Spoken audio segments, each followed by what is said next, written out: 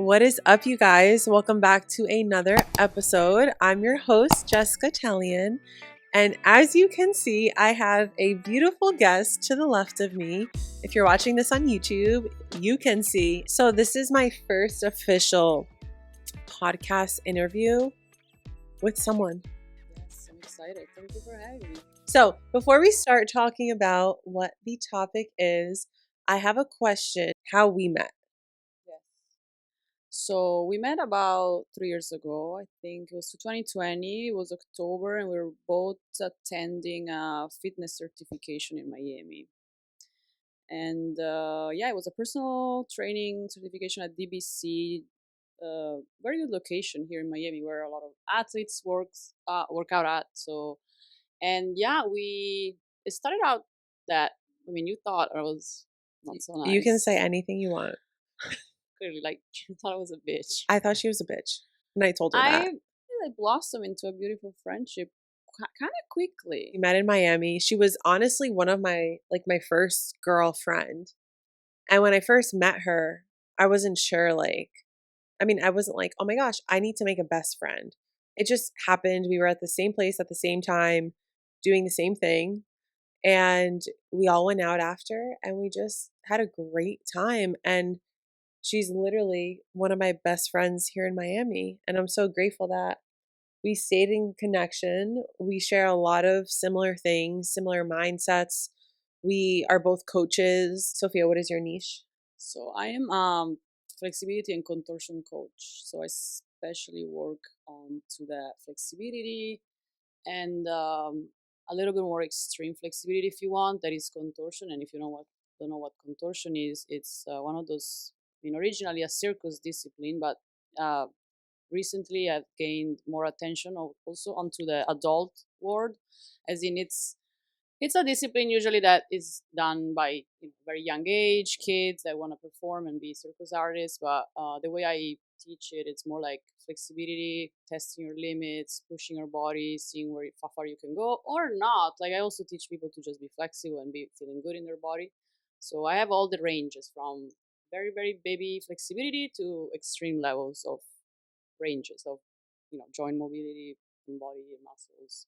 Extreme. I love extremes too. So, and as you can see, our shirts we're wearing is a visual representation of what contortion is. And flexibility. Is not contortion, definitely, but but this is also part of my brand, Bendy Life, which also really embrace all sides of you, which also is being comfortable in your body, sexy, and I'm big into the sexy and sensuality, and I love just putting myself on a shirt with my butt out sometimes. So that's gonna happen. And what's beautiful is, I've shared this with you, but you really supported me on my journey in knowing that being sexy is okay, feeling myself and moving sensually, sexually is okay. And I, for a long time, stuffed that down because I thought that meant I was being a slut.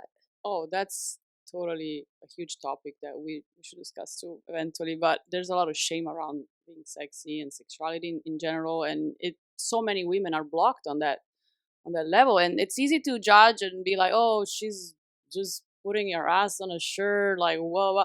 But many people wish they had that confidence and just doing whatever they want with their body. And especially, I feel like working so hard on my body and having all the discipline, dedication, I really love my body and showing it and being happy with it and comfortable with it. And so I'm like, I'll do whatever I want. Like, and so I feel like another important question with that is, who do you do it for? I mean, of course, for me, it always comes down to that. And then by doing it for yourself, you bring out the inspiration for others to do it for also themselves. So technically you're doing it for you, but you're helping everybody else in the process. Doing it for yourself with that intention, maybe wearing something that shows more skin or moving in a certain way for yourself, is also that reassurance in knowing that you're not doing it to be a slut. You're not doing it for attention. You're not doing it for the views. You're not doing it for the likes. You're just doing it for yourself. And so I feel that that can also be supportive for those watching. Like, well, how do I know, if I'm dancing, is that okay? Do you think it's okay? Do you want to give yourself that permission to move in a certain way? Because at the end of the day, you get to make your own decision. Do it for yourself, but also really be playful with it. Like the best times I had, believe it or not, are sometimes just I'm like dancing in the kitchen in the morning. I'm making my coffee. Like most of the pictures, I also this picture I took it with my phone doing laundry. I mean, I don't know. I was having a good time. I felt sexy. I was like, every time I give my best work comes randomly out of moments of fun, out of my moments of enjoying myself and being authentic and just really being in that playful mode where like, oh, I'm creating and I'm having fun, and then cool things comes from that. If I'm doing it for someone else, it's usually like I feel that tension of or trying to be perfect, or I try so many times and the more I try the worse it gets. I'm just like, oh my god, it's so true though when you do it for yourself in the moment and you're like just creating in freedom and fun. I really love that you bring up the aspect of having fun while doing it, because I feel like that is a key, major key alert, as DJ Khaled would say. Major key alert. Have fun. When you're having fun, you're connected to a different type of frequency. When you're having Yes. fun, are you in joy? Yeah. And that's one of Mm-hmm. the highest frequencies in the world. It's just as high as love. Yesterday, we were watching a interview with Rhonda Barnes, who's the writer of The Law of the Secret, which I'm sure y'all have seen that. And Mm-hmm. yeah, fun is very important. And I feel like starting a business or embarking on a new journey, some people feel like you have to be so serious about it.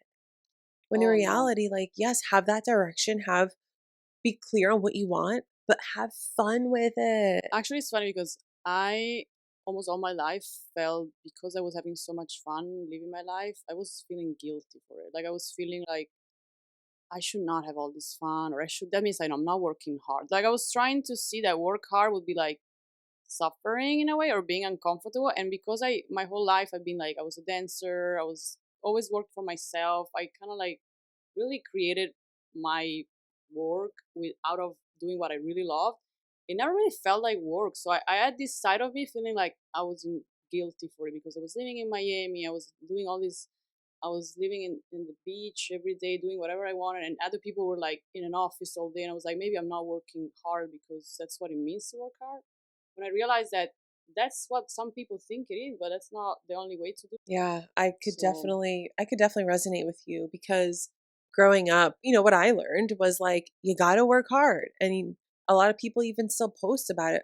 Hard work. it goes down to like choose your pain. The subtle art of giving a fuck. There's a part that really stick to my mind. It says you can choose your pain. It means that I chose the pain of training, but that pain of training gives me freedom in how I live my life. So every other people maybe they choose to study and get master degrees because they see the vision of what's gonna come next. I think you gotta choose what you consider the less painful aspect of life because life sometimes it's not all like butterflies and stars. Sometimes it's hard work. Like Yeah, choosing your pain, I like that. And like just want to touch more on the working harder. Working smarter, not mm, harder is something that I like to live by because yes, of course, sometimes I'm working fucking hard, right?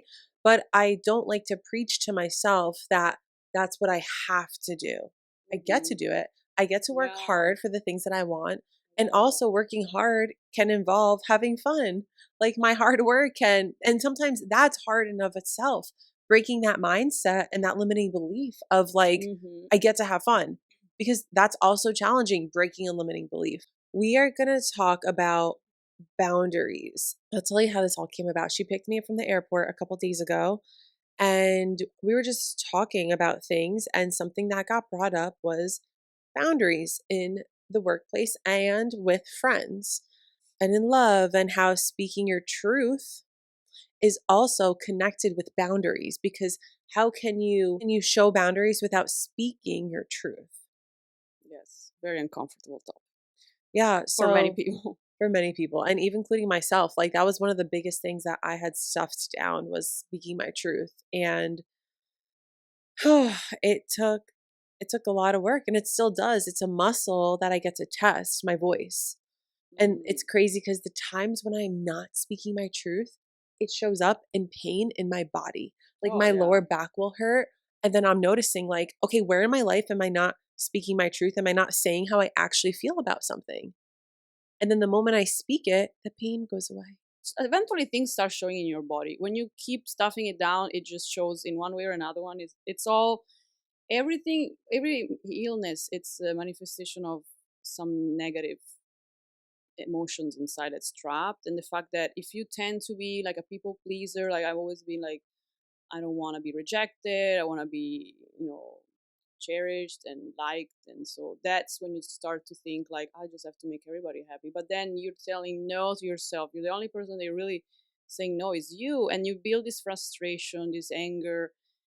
And usually this is what people do. They just block out other people. They don't communicate. They just shut down. They think how a situation triggers me, and what is really happening inside of me is like, okay, I'm uncomfortable because this person said this and I just shut, I didn't say nothing. And how did it feel in your body as that happened? I get really like anxious and angry, and I'm just like, I just try to shut it down. I think this is also something we learn when we're kids with our parents. You just, I was like very respectful. Learn to just take it and shut down, and I think that also was the reason why I got my eating disorder. But it really, eventually you start saying no to something, and I was saying no to food. I was like, okay, I'm not gonna eat. Like I was just choosing other ways to rebel against, instead of saying no, or like I was just kind of like showing it in different ways. But so yeah, I mean, the thing I think that helps is just start recognizing and then do like the smallest change. Is it worth it to make others happy and you suffer, or for you to be happy and for the other people to just make their own decision?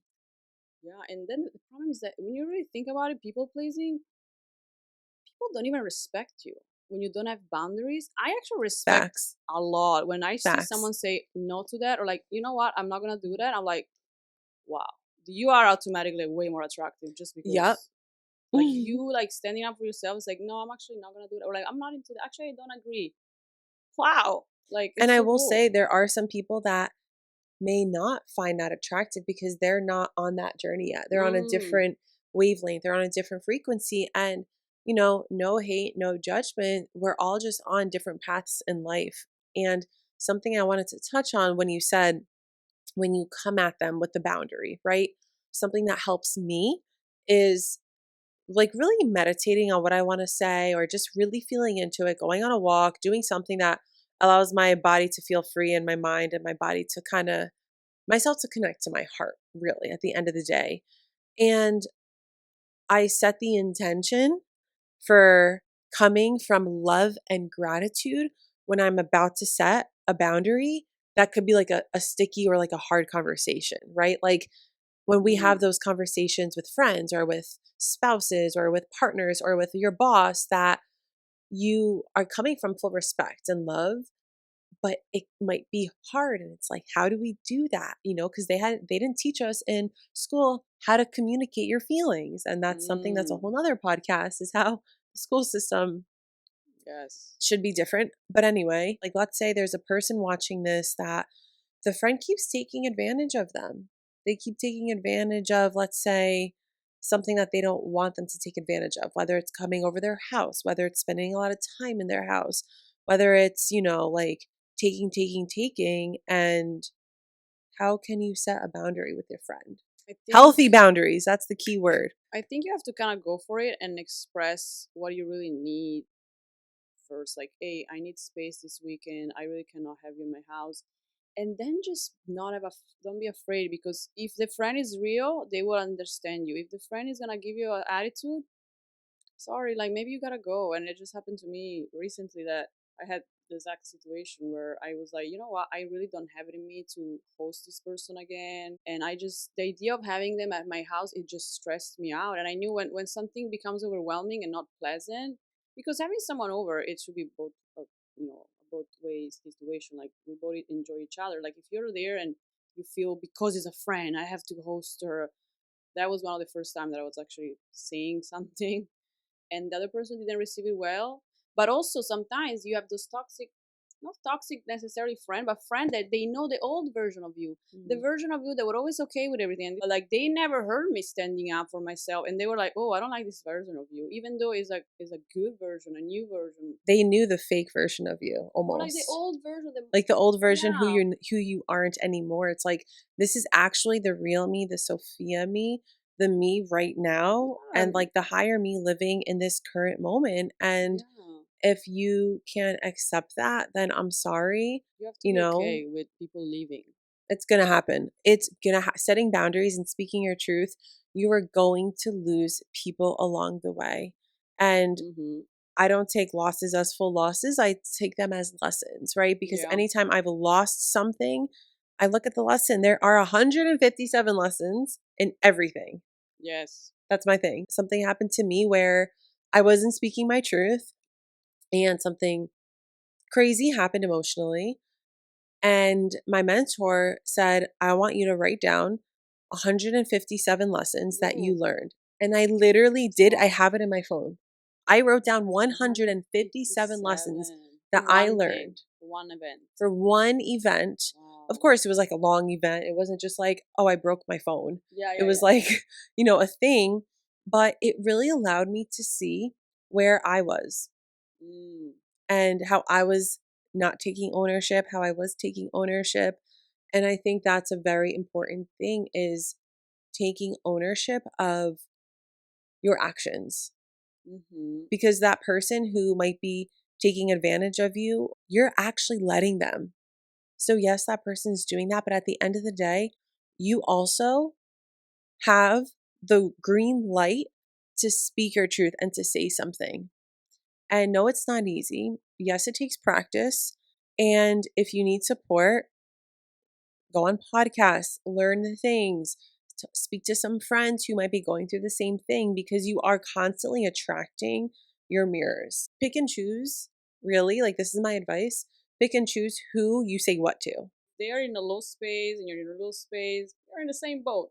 So it kind of like feels more comfortable for them too. But if you start leveling up and expressing yourself and doing a little better and standing up for themselves, they unconsciously they don't like it. They compare and they see that you're doing better or you're starting to speak up and they don't, and they don't like it. The natural cycle of life, there's life and death, there's beginnings and there's endings. And I not actually everyone found one thing that lasts forever in life. You know which one it is? It took me my whole life to figure it out. love. Change. Change is forever. Like you always, there's always Hmm. this change. Change is the only constant in life, if you think about it, because if you always change. You want it or not, things are changing around you. You're changing, your body's changing, your mindset. Like that's the only constant. Really, I was looking for this forever. Like But what's I really also think forever? change is a choice. Yeah, but like even if you don't want to change, you resist change. Things are gonna change around you. This is true. Society, your skin, it just change your hair, everything. It's always in This is movement. true. Like even if you resist change, you are changing in some aspect within your body. Maybe your mind is stuck, but you're gonna actually. That's when you suffer when you resist change Yeah. and you hold on to things and this shouldn't. I don't want this to change, and then you're resisting the flow of life. You're really creating resistance. Resisting change is trying to have control of things. And Mm, for those of you listening to this, if you are that type of person who is a controller, they need to control everything. They need to have it their way or the highway. What you resist persists. So when yes. change happens and you're like, fuck no, I can't do this, I can't do this, what happens? It happens, and then how do you feel? You you you can answer that. But when I used to be that type of person, I'd be like, "Oh my gosh," I would shut down, I would get mad, and I would stuff it down, ignore it, pick myself up, go somewhere else. And then the same thing would occur in a different way Yes. because I just stuffed it down. I didn't face the problem. I didn't face the situation because if you stuff it down and you don't feel into it, you don't work through it, it's going to show up in a different form, like Mm-hmm. attracting the same partner who keeps cheating on you, right? I know so many girls that are like, I keep attracting the same man. I don't know why. And truthfully, it's because these men are teaching you a lesson. And if you don't learn the lesson, history repeats itself. It will occur in a different way, shape, or form. I'm attracted to the same type of toxic men every time, and I'm like, I need to practice liking other things in men rather than their abs and I mean they're tall and athletic. Like I, I mean maybe I'll find a tall and athletic one that is also like You healthy you have and more I things on the list though that you look for. I was thinking about this the other day. It's like a song. You know, when you listen to a song at the beginning, you just skip it. Like, what about? And then sometimes when I'm like just listening to different song, I will let it play, and I was like, wow, this song is a lot better in the middle. And I feel like sometimes meeting people is like songs. It's like instead of skipping the beginning, just kind of keep playing the song. It's like I That's really a like great this song. analogy. I know. I just was thinking about it the other day when I was listening to music. I was like, Or like an album. Listen to yes, there's so many different so parts to many, someone. so There's song many. 1, song 2, song 3, song 4. But like, And if you yeah, just judge and don't like song 5, don't skip it. don't Skip the skip song right it. away. Listen to it, give it a chance. Play the album. And if, we're talking, I don't want to go too far into love and relationships, but we're going there right now. So we're just letting it flow. This also comes down to what we spoke about last night, being so fucking clear on what it is that you want. And so if we're talking about relationships, as Sofia said, she likes the tall, athletic men. I'm a sucker for that. I'm a sucker for that. Me too. I love tall, athletic men. That's why we get along. You are what you attract. So let me say this. If you keep telling yourself, I'm only attracted to tall and athletic men, I can't help it. This is your opportunity to open your mind and ask, what else am I attracted to? On it. Yeah, let's add on to it, because you can be attracted to tall and athletic men. What else? Does he have a heart? Does he have emotional intelligence? Does he prioritize his mental, physical, spiritual well-being? Is he funny? Does he like to have fun? Yes, all the things you like. And the problem is sometimes we say like, oh, the good ones are already taken. Well, maybe they're getting divorced. I'm kidding. But maybe that's something that someone said that has that type of belief. And tell the story of there's nobody, like, everybody says in Miami it's impossible to date. Well, they say that in every city anyway. Every city. I've lived in 3 cities in the past 3-4 years. Don't fall into the story. I fall into the story that's the lack. There's no abundance. You don't see them. Scarcity mindset. The more and also people, my friends tell like, oh, there's no man. I'm like, shut up. I don't want to hear this story. Like, it really, I don't want to feed into the belief, because again, whatever you believe becomes true. So let's believe that if, you know what I say sometimes? This is funny, but I say, if I exist, someone like me exists, someone that is single, that it's like deep and athletic and has a lot of things to give, and it's a whole personality behind it. If I exist, if you exist, someone like you exists too. Why would it be just, Because your mirror is out there. People, no matter what level you're on, you're always going to be attracting people who are on that similar frequency. So he is out there, she is out there, that job is out there, that opportunity is out there, that business is out there, that vacation is out there. Everything you desire is out there, but you get to be so clear on what it is, or else you're just going to get that and nothing else. For example, this battery is going to die soon, so I'll have to change it. For example, last night we went out to eat and we wanted to sit in a specific place. And I said to Sofia, I said, did you tell him like where we want to sit? He's like, no. I said, unless we give that clear where we want to sit. Yeah, unless we're clear, we're not going to get what we want. And I was like, this is a good opportunity for us to practice this. We were out in Miami on a Saturday night and we're here practicing like how to manifest. Listen, even manifesting a good table at a restaurant is manifesting. And we fucking did it, okay? On a Saturday night in Miami, it's hard to manifest a good table. Especially at Komodo. So, you know what I did? I took my little butt over to Mike, which is our friend who works there. And I said, Mike, we would love to sit in like the middle, like the center, because it's just a good vibe, but whatever. That's what we wanted. And I said, is that possible? Is it a possibility? So he got up, he went to the girls at the front. He's like, okay, you ask and you receive. And we got it. And if you don't ask, you are 100% not getting it. If you ask, you have a 50% chance to get it. So whatever you're doing, you just ask. And if they say no, because sometimes you're afraid to say, oh, what if they say no? And then they say no, you see, oh, it didn't work. I knew it. I'm like, no, but next time you gotta keep doing it. It's like a practice. It's not gonna work all the time. But like the more you practice it and more you believe you can have it. Something that my friend shared with me at the time, he practiced by manifesting a spot at the mall. Haters will say it's luck. No. But no, it's manifestation. I honestly don't believe in luck either. It's really interesting you say that, because a lot of people are like, I'm so lucky. No, honestly, that was actually just supposed to happen to you. Thank you guys so much for watching part 1. Please stay tuned for part 2. So if you enjoyed this video, give it a thumbs up. If you're watching it on YouTube, leave a comment below. Let us know what your biggest takeaway was. And please follow Sofia and myself on social media. Everything's going to be listed down below at One Fitness Rebel, at Jessica.Tellian, or the podcast at A Stronger You Podcast, also at Bendy Life LLC. Stay tuned for part 2. It'll be a surprise. Bye.